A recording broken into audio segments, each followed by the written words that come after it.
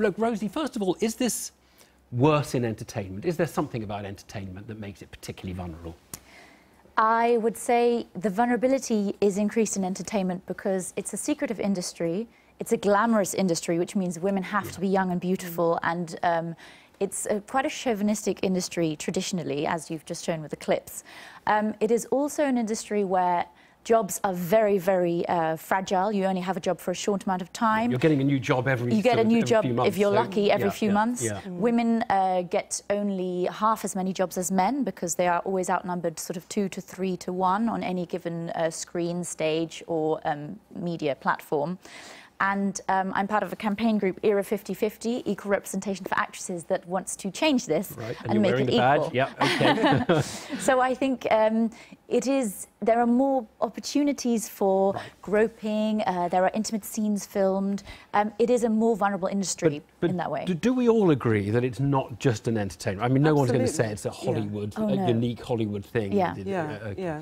Now, to what extent do we saw those clips, Natasha, and they look a bit out of place now. I think most people would agree.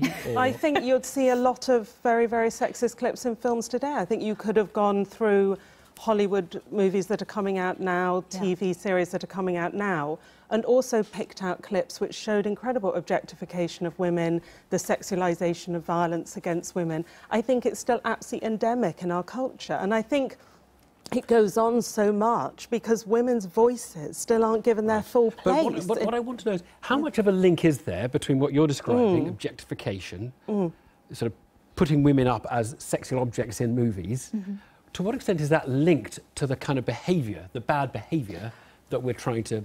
I think it's all linked. I think all these things are linked. They're not the same. Seeing it on the movie screen is obviously not the same as experiencing it in real life at the hands of your producer.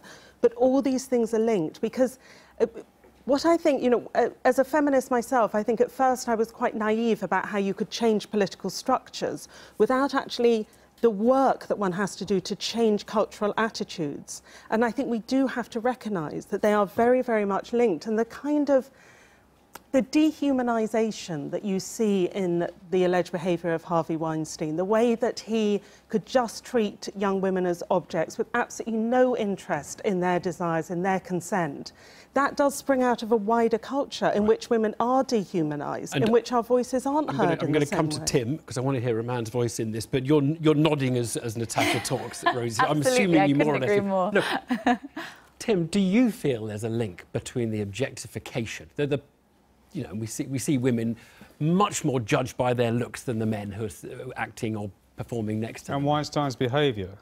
And behaviour of that kind.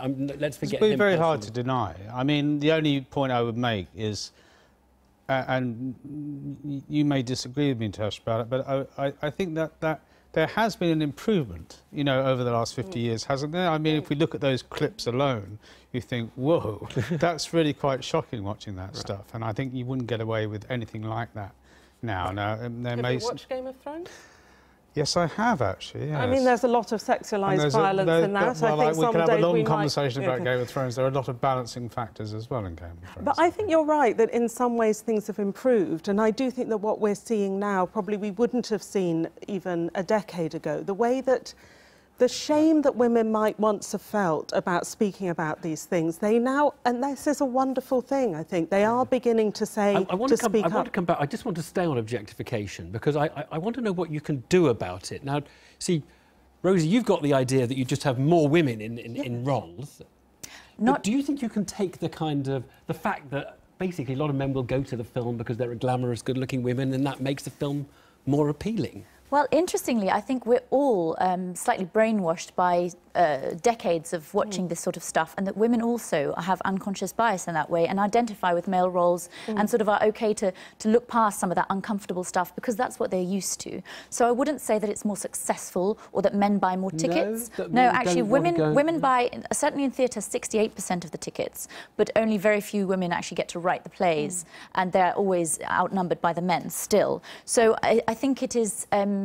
you can change it by changing the structure, certainly. But you don't think it sells films to have attractive women in films? I mean, no, I think it may sell films to have attractive men in films as well. I mean, you can see how women fasten on films in which there are women's voices and well-rounded women's characters and, you know, well-written women's parts. You know, you look at the success of some recent female-directed, female-led films, plays.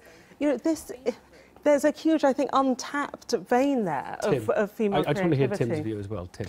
Well, what I was going to say is, I mean, I'm slightly more essentialist than the other contributors, I think. And I think, in other words, I'm slightly more pessimistic about the effect that rearranging the culture the effect it can have, because I do tend to think, particularly with the sort of massive growth in the pornography industry, which I think has been very retrograde and has actually almost produced an upflip again in the objectification of women. And the very fact that that is consumed, what, 90% by men? You know, I don't think one can argue all of that away by saying if we just arrange the culture in the right way. You know, I do tend to think there is something. Perhaps the word bestial is not a great word. Perhaps it's an overdramatic word. Biological, though, you mean, basically. I mean that there's something biological in the male sexuality and power. I think that's a very dangerous thing to say. I don't care. I mean, I don't have I think we're on a journey with this. I mean, I would like to think, I'd like to agree with you, we could erase this kind of behaviour simply by rearranging society, but I just don't think it's true. I think that power needs to be redistributed. I'm not saying you can change what men want, but women want things as well, and at the moment they're not getting them, and that's what's unfair. If in Harvey Weinstein's producer team, all male board, by the way, half of which walked out, if there had been 50% women, this may not have happened, or he may not have got away with it. So I'm saying I agree with you that you can't eradicate desire. I'm not saying things cannot be done. I'm simply saying that there is probably a limit to things. Women have desire as well. Their desire needs to be fully represented. Their multifaceted characters need to be seen. You cannot be her if you can't see her. Are we getting less sexist as a society? You thought things were improving. I think we're in a complex point in our society. I think in Western society, I think we are standing at a crossroads. I think some things are improving. So you also say there are things like, you know, the rise in the mainstreaming of pornography and so on that make things very difficult, indeed, for young women. And I think you do, you know. So I think we're at a very important time now, and I think this could be, we could look back at this moment and say that was a turning point, and after that things did get better, or we could see it as a huge sort of flare-up and outpouring, and then business as usual, you know. And I think that is the danger often when you get these huge kind of media kerfuffles around something. Do we really have the will? Do we really have the solidarity? Will we really go on taking action when this, you know, storm around Harvey Weinstein has Tim, do you think it's a turning point, something? I think it's impossible to say. I mean, you would have to ask yourself, was Jimmy Savile a turning point? Well, I think we'd say it was, wasn't it? I think everyone would say it was. Well, we'd hope so, but, you know, let's wait and see. You know, I mean, the trouble is that the seductions of power are so great for men and women, frankly, you know, and the seductions of money are so great that people are corrupted. And I don't think you're ever going to get rid of corruption. That's the problem. One of the things that might change is the willingness of women and victims to call it out. Now, Rosie, do you think that has changed? I mean, we've had now people doing it and they haven't, you know, their dignity is intact. What are the impediments that we can remove to make it easier for people to call it out? Because that will make a lasting change, basically, won't it? Well, quite frankly, in the industry we're talking about, the TV industry or the entertainment industry in general, as I keep saying, women have fewer job opportunities and therefore they are more worried traditionally about their next job. They also stop being employed after the age of sort of 35, Can't we 40. have a sex pest hotline that they can phone anonymously? Listen, and then if a lot of people phone with the same name, there's a sort of... Well, yes, the Equity wants people to call them and tell them about it, and they promise to deal with it, you know, if necessary, anonymously and as sort of seriously as possible.